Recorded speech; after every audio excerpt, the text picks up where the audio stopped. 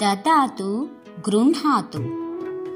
कश्चन ग्रामः, ग्रामे एकः कृपणः वसति। सः कस्मै अपि कदापि किमपि न ददाति।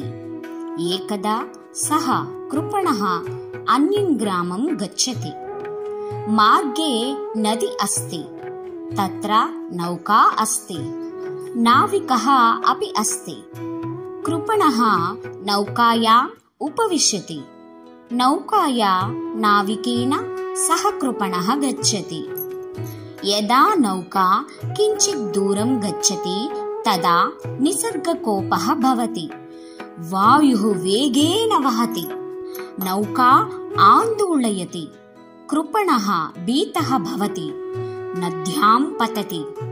किन्तु सः तरणं तु न जानाति। सः उच्चैः वदति, रक्षतु रक्षतु इति। नाविकः वदति, भोः हस्तं शीघ्रं ददातु इति। परन्तु एषः तु महाकृपणः कदापि किमपि न ददाति। स्वस्य हस्तम् अपि न ददाति। नाविकः चिन्तयति, एषः मूर्खः इति। सः एकम् उपायं करोति। वदति, भोः मम हस्तं स्वीकरोतु इति। कृपणः झटिति हस्तद्वयेन नाविकस्य हस्तं गृह्णाति।